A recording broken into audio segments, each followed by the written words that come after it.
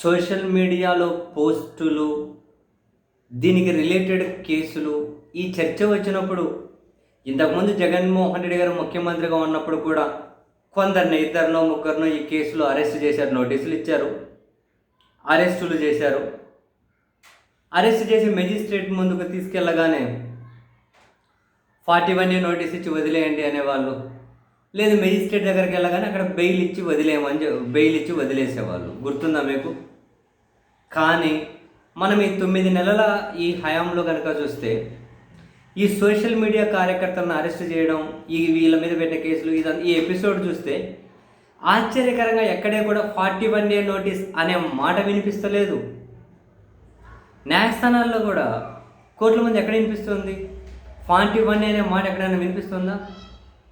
Magistrate bail ఇచ్చి పంపించడం ఎక్కడైనా వినిపిస్తుందా? అరెస్ట్ చేసి మెజిస్ట్రేట్ దగ్గరికి వెళ్తే జస్ట్ రిమాండే. వాళ్ళ మీద పెట్టిన సెక్షన్లు ఇవన్నీ వర్తిస్తాయా, వర్తించవా, ఎందుకు పెట్టారు, ఏం అర్థమే కావడం లేదు. ఇంతకుముందు 41A నోటీస్ అవన్నీ ఎందుకు వినిపించేటివి, ఇప్పుడు మీరు ఎప్పుడైనా చూసారా?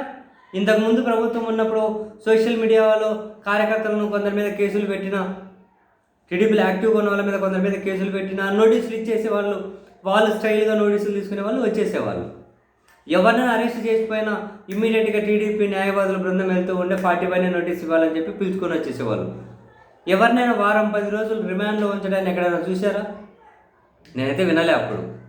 అప్పుడు జడ్జీలను దూషించారని చెప్పి అప్పుడైతే 2 నెలలు 3 నెలలు జైల్లో ఉంచితే అది వేరు. కానీ ఈ విధంగా సోషల్ మీడియా పోస్టుల మీద, కానీ ఇప్పుడేంటో ఆశ్చర్యం, సోషల్ మీడియా పోస్టుల మీద ఏ సెక్షన్ అన్నా పెట్టు, మెజిస్ట్రేట్ అక్కడికి పోయి డక్కడక్క పెట్టేసి రిమాండ్కి పంపించడమే. అంటే మనం ఎవరిని ఇక్కడేం బ్లేమ్ చేయట్లేదు, కానీ ఏంటి రీజన్ ఏంటి అని. అంటే ఈవెన్ మెజిస్ట్రేట్లు కూడా అంత యాంత్రికంగా పనిచేస్తారా? అలా ఉంటుందా? ఏదో ఒక రీజన్ అయితే ఉంటుంది కదా. ఏ సెక్షన్లో పెట్టినా అంతే అలో చేసేస్తారా? అట్లయితే ఈ దేశంలో ఎవరినైనా అరెస్ట్ చేసేయచ్చు, అధికారంలో ఉన్న వాళ్ళు. ఎవరి మీద ఏ సెక్షన్ అయినా పెట్టేసి. కొన్ని చూస్తే మనకు ఆశ్చర్యం అనిపిస్తుంది. ఇప్పుడు వైసీపీ సోషల్ మీడియా కార్యకర్త ఏదో పేరుందే, అవుతూ Sridhar Reddy, if I'm not wrong అదే పేరు అనుకుంటా, అవుతే. తను సోషల్ మీడియా కార్యకర్తను అరెస్ట్ చేస్తే ఆయనలో ఏవన్గా దేనికోసమని అరెస్ట్ చేశారు? అదేదో సరే, ఆ భాష మనమేమి ఇప్పుడు ఎవరైతే తెలుగుదేశం పార్టీ కార్యకర్త ఒక ఆయన జగన్మోహన్ రెడ్డి గారిని ఏదో చెప్పుతో కొట్టాలని ఏదో పెట్టారట. దాన్ని ఆయన షేర్ చేసుకుంటూ ఏవో నిజాలని చెప్పి చంద్రబాబు గారిని ఇప్పుడు ఏ చెప్పుతో కొట్టాలనేమో పెట్టారు, అట్లా పోస్టు పెట్టారట. ఈ చెప్పులతో కొట్టాలని చెప్పి పోస్టులు పెట్టడం ఏంటి? ఎవరైనా చంద్రబాబు గారిని కానీ జగన్ గారిని కానివ్వండి, ఎవరైనా కానివ్వండి, మనం వాళ్ళు ఉన్న చేరికి దానికి ఎవరికైనా మనం పక్కన వాళ్ళకైనా ఆ మాట అనకూడదు. సరే పోనీయండి, కాంటెక్స్ట్ పక్కన పెట్టండి. ఇప్పుడు ఆయన అరెస్ట్ చేస్తే ఎవరైనా లీగల్ సపోర్ట్ కోసం న్యాయవాదులకు ఫోన్ చేస్తారు కదా, ఆయన ఇద్దరు న్యాయవాదులకు ఫోన్ చేస్తే వాళ్ళను కూడా A2 A3గా కేసులు FIRలో ఫైల్ చేశారట.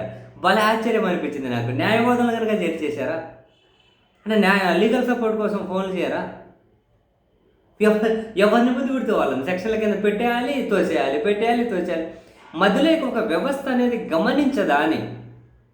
ఇప్పుడు ఎవరి మీద 111 సెక్షన్ అని పెట్టేస్తారు, వ్యవస్థీకృత నేరం. దానికేం డెఫినేషన్ లేదా?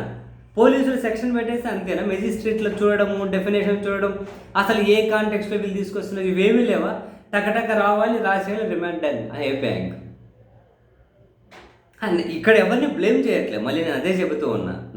నాకు అర్థం కాని విషయం ఏంటి అంటే, ఇంతకుముందు మా పదాలు ఎక్కువ వినిపించేవి. 41A notice bail, 41A notice bail, ఇవే వినిపించేవి.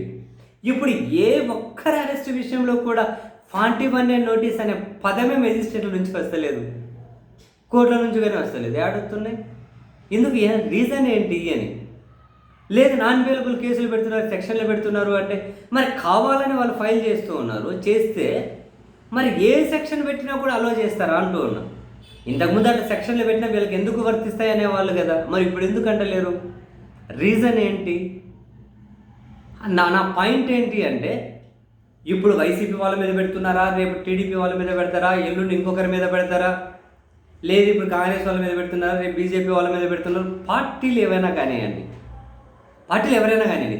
ఎవరు అధికారంలో ఉంటే వాళ్ళు పౌరుల మీద ఈ విధమైన సెక్షన్లు ప్రయోగించుకుంటూ పోతూ ఉంటే, కావాలనే వాళ్ళను జైలుకు పంపించాలి అని చెప్పి ఏ సెక్షన్ అయితే జైల్లో ఉంచగలుగుతుందో ఆ సెక్షన్లు పెడుతూ ఉంటే జైలుకు పంపించాలనే ఉద్దేశంతో వాటిని మానిటరింగ్ చేయకపోతే మధ్యలో మెజిస్ట్రేట్లు న్యాయస్థానాలు అంటే దేనికోసం ఇంకా ఒకసారి కేసు పెట్టి జైలుకు పంపించేస్తే ఇంకా నువ్వు నిరూపించుకో అని చెప్పి వదిలేసేటట్లయితే ఇంకా ఈ కింద కోర్టులు ఈ సెక్షన్లు ఎందుకు ఈ మధ్యలో సిస్టమ్ అంతా ఎందుకు అని ఈ మధ్యలో సిస్టమ్ అంతా ఎందుకు